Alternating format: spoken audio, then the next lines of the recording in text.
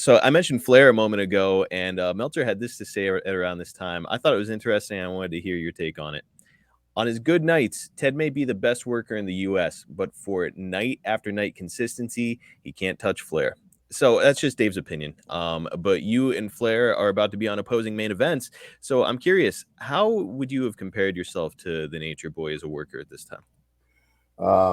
You know, I would compare myself with him. I mean, I would say I'm on an Hmm. equal level with him. I mean, I would not, I understood that, like when you're, you know, like I said in the last podcast, when you're the champion, especially when it was the NWA world title, the NWA was like there was, the WWF was basically, well, until Vince did made the move and went national, and he told everybody, I mean, he went around to all those promotions and said, "Here's what I'm about to do.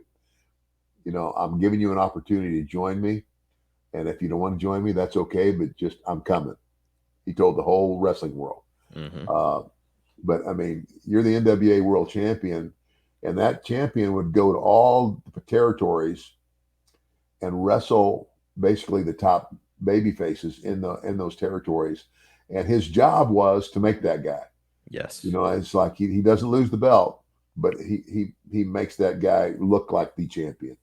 And and you got to know what to do. And and every guy you work with is going to have a different style. And and just so you know, my name was in that hat. Yes. My name was in the hat. It was me, Dusty, and Flair.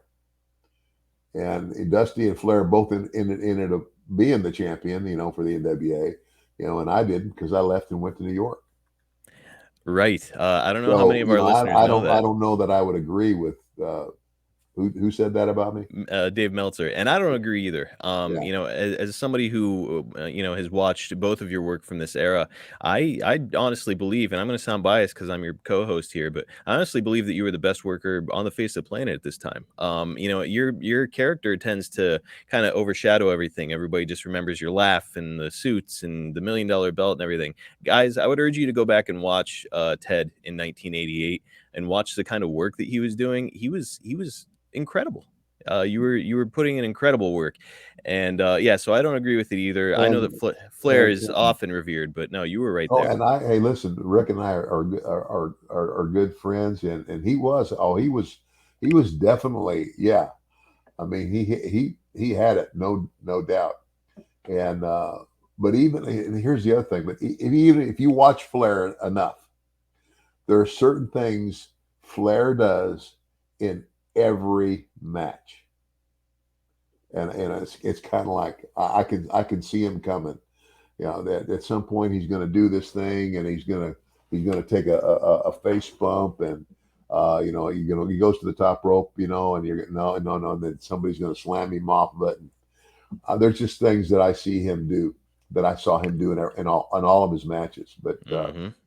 again, but no, I mean, for consistency and being the guy, and I tell you what, being the world champion was tough because your match almost every night was an hour long.